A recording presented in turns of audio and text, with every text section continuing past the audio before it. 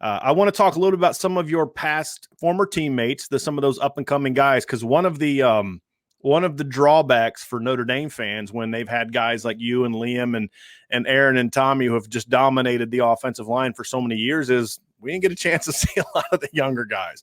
You took on a leadership role the last 2 years, and from sources I've talked to, not just from a setting the example, but also taking some of those young guys under your wing. So if you don't mind, let's kind of wrap up talking about a couple of those guys, and we have to start off with the guy that's from your area, Pennsylvania guy. So let's just talk about kind of Andrew Kristofic and sort of how you've seen him develop, and what do you think he's capable of being at Notre Dame here moving forward. Yeah, Kristofic is a great guy. I mean, he's going to be a great player. Like you said, it's a little bit tough because you haven't seen those guys take that many live reps. But getting to see him in practice and getting to watch him play, there's a lot of guys in that room that are going to have to step up this year and do a great job. And Kristofic, I'm really excited to watch and get back. And, hopefully we're back there during spring ball and I can help out as much as I can. I think he can excel at tackle or guard. I think, the way he moves and his size is just – I think he might even be more fit for a guard. I'd love to see him get a chance in there because you got a couple of longer guys who can play the tackle. But I think no matter where he ends up, he's going to be able to excel as long as he just keeps developing and keeps working at it. But he has a great work ethic, and I'm really excited to see how where he ends up. Now, Quinn Carroll's a guy that you may not want me to say this, but I'm going to say it anyway, that I was told when he went through his injury, you were very instrumental in kind of helping him mentally work through that, and that's part of that leadership thing. But he was able to get through that. He was able to get back out on the field this year.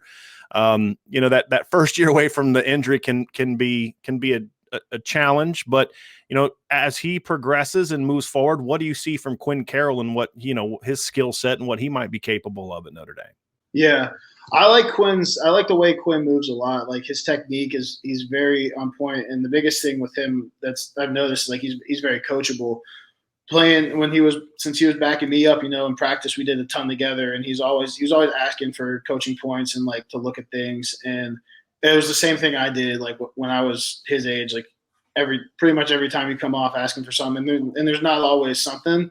And I never really realized that until the roles were kind of reversed. Like whenever I came off as a young guy, I always wanted some immediate feedback.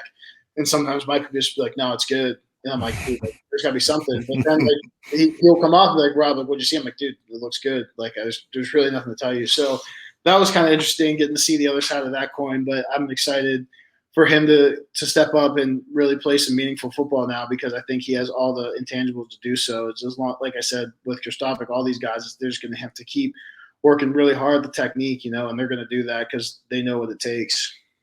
We'll wrap up with Tosh Baker. Obviously, you only got to play with Tosh for one season. He's a bit of a different guy than you and Andrew and even Quinn to a degree. Very long, athletic, got to build that body up. But do you see some tools there? Do you see some potential with Tosh to eventually maybe become a really good tackle in that next generation of great tackles at Notre Dame? Yeah, with the right development, I think Tosh might have some of the highest upside in that room. Not obviously didn't get to do a ton with him. He was on scout team this last year, and most of the time the younger guys and older guys were separated because of COVID guidelines. But getting to know him as much as I can, he's a great kid. But like I said, I mean, the way he moves, and as long as he can kind of keep working on his feet and his hands, his technique, those basic things that are hard to figure out. But, once he figures them out, it's going to be really hard to get around a guy like that with that length and size. So he's going to be a guy to look out for sure.